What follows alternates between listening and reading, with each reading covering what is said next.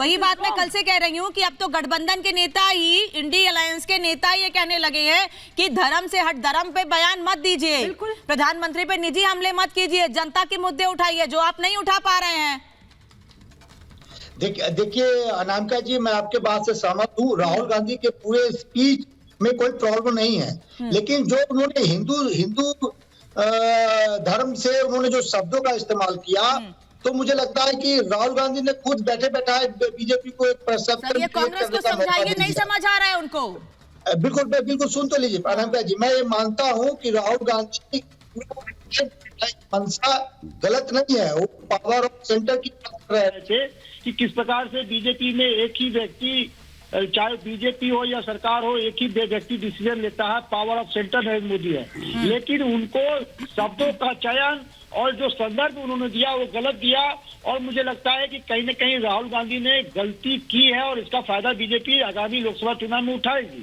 Sir मौका खुद दे रहे हैं ना, बिल्कुल बार-बार मौका तो खुद दे रहे हैं ना आपने। सहमत हूँ नायर साहब, इन्होंने आ रही हूँ ऋषि जी आ रही हूँ, इन्होंने तो अलायंस भी उनके साथ कर लिया। अलायंस से पहले जिन्होंने सनातन धर्म को लेकर ऐसे शब्दों का इस्तेमाल किया जो तो हम बोलना तो छोड़िए सोच नहीं सकते हैं। मतलब ऐसे शब्दों का इस्तेमाल करेंगे, फिर जाके उनके साथ अलायंस करेंगे, फिर कहेंगे भाई हम पाक साफ है। ये कैसा अलायंस है? ये कैसे नेता है? ये कैसे जनता की बात करेंगे, सबको साथ लेकर चलेंगे? देखिए, एक गधा भी अगर गड्ढे में गिर जाता है तो पुनः अगर उस दिशा से जाता है तो रास्ता बदल के जाता है। राहुल गांधी जी और कांग्रेस की समस्या ये है, एक के बाद एक चुनाव हारने के बाद भी यहाँ पर कांग्रेस के प्रवक्ता नोटबंदी की बात कर रहे हैं। उसके बाद इस देश में कई चुनाव हो गए और 2019 का लोकसभा का चुनाव भी हो गया, उत्तर प्रदेश, बिहार और कई अन्य देशों के देश को कितना फायदा हुआ आज बता दीजिए। कई अन्य राज्यों के चुनाव हुए, अभी इनके पास कोई मुद्दा नहीं। जो आपके सबसे बड़ी योजना थी, मैं नहीं बोल रहा, मुझे 4 फायदे बता दीजिए। मैंने सुना, अरे भैया, जनता के प्रति अपनी जवाबदेही आपको तय करनी होगी। सर मुझे तो लगता है आप दूसरे दिन हम आपके साथ बैठते हैं और आप पूरा जानते हैं कि आप प्रोफार्मा है डिबेट का, तो कम से कम बोलने दीजिए दूसरे को भी, और दूसरे चैनल्स पे भी जाते हैं। बोला ना तो नहीं तो सर आप जवाब दीजिएगा अपनी बारी में ना। आप जो बोलेंगे मुझे समझ नहीं आएगा, जनता ने समझ पाएगी, नायर साहब नहीं समझ पा रहे हैं, फिर फायदा क्या डिबेट का? बोलिए सर।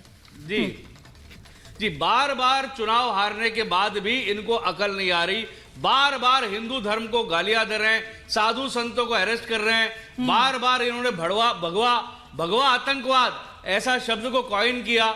इस प्रकार से ये करते आ रहे हैं और उनके एक के बाद चुनाव भी हारते आ रहे हैं, लेकिन इनको अकल नहीं आ रही।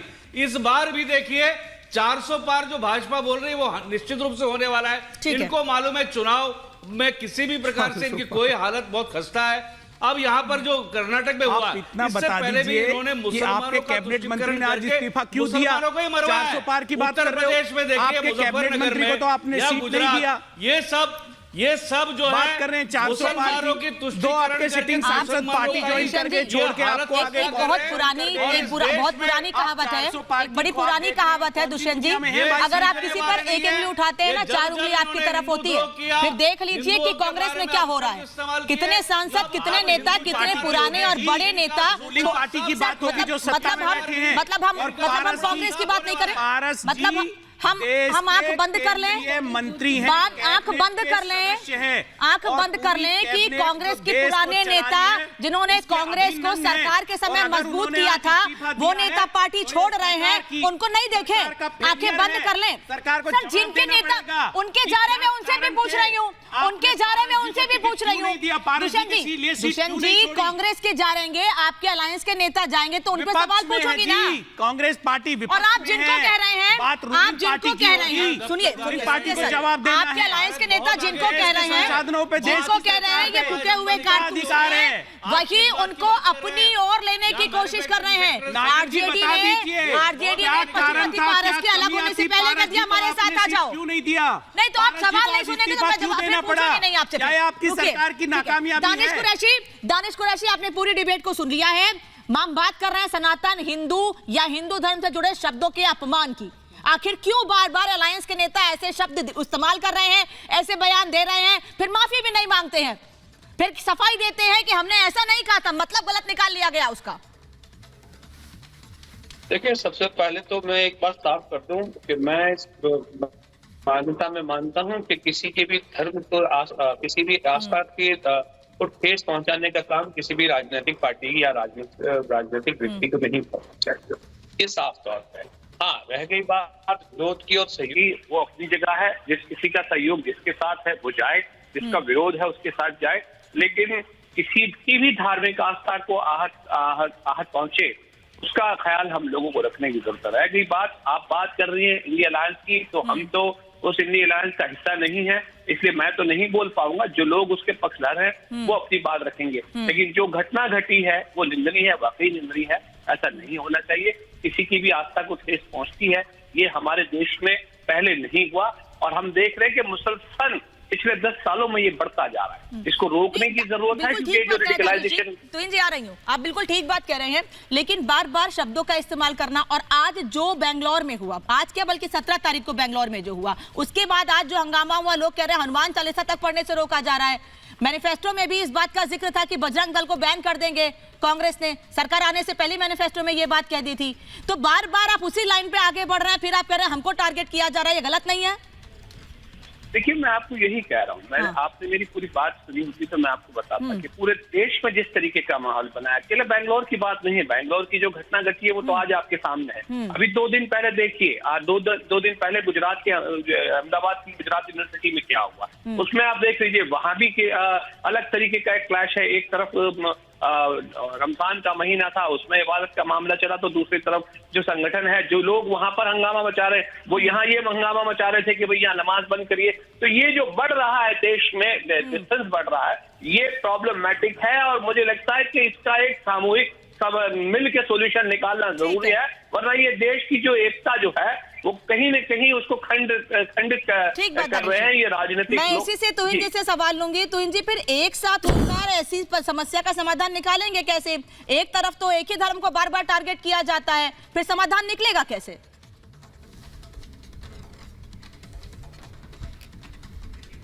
ये आपने क्या कहा, एक बार एक धर्म को टारगेट किया जाता है? जो बात दानिश जी कह रहे हैं, मैंने उसी को आगे बढ़ाया। दानिश जी कह रहे हैं सबको साथ मिलकर इसका सोल्यूशन निकालना चाहिए, लेकिन अगर आप बार बार आपके अलायंस के नेता, कांग्रेस के या कांग्रेस के अलायंस के नेता एक ही धर्म को टारगेट करेंगे, समाधान निकलेगा कैसे? देखिए, अगर ये जो मुझे ताज्जुब होता है कांग्रेसियों पर, जो बार बार कहते हैं कि 20 साल राजनीति में आने के बाद भी वो राहुल गांधी को डिफेंड करते, कहते हैं कि उनके शब्दों का चयन गलत था। अरे राजनीति जो है वो शब्दों का ही खेल है। तो अगर 20 साल में कोई व्यक्ति जो है अपने सही शब्दों का चयन नहीं कर पा रहा, तो उसको निकालिए राजनीति से। क्यों आप जो है रोज ऐसी चीजों को डिफेंड कर रहे हैं? ये सवाल मेरा कांग्रेसियों से है। अगर आपको लगता है कि आपके नेता सही शब्द का चयन नहीं कर रहे हैं, तो कम्युनिकेशन कैसे करेंगे? क्यों आप उसको राजनीति में रखें? लेकिन दूसरी जो बड़ी बात, देखिए, मुझे नहीं लगता है कि ये कम्युनिकेशन का इशू था। राहुल गांधी ने मन बना लिया है, वो किस साइड है, उन्होंने मन बना लिया है। उनको पता है कि वो जीतने के लिए चुनाव नहीं लड़ रहे हैं, वो किसी तरह सरवाइव करने के लिए लड़ रहे हैं। जो ममता बनर्जी ने चुनौती दी थी कांग्रेस पार्टी को कि आपको 40 भी नहीं मिलेगी, वो 40 सीट पाने के लिए लड़ रहे हैं, और इसीलिए उनका निशाना साफ है। उनको केवल एक तबके का वोट चाहिए, एक छोटे तबके का वोट चाहिए, उन्हें हिंदुओं का वोट चाहिए ही नहीं। और इसलिए बहुत सोची समझी साजिश के तहत उन्होंने ये शब्द यूज किए हैं। मैंने आपको उदाहरण दिए, फादर पुनप्पा ने यही शब्द यूज किए थे 16 महीनों। तो इसका अर्थ यह है कि ये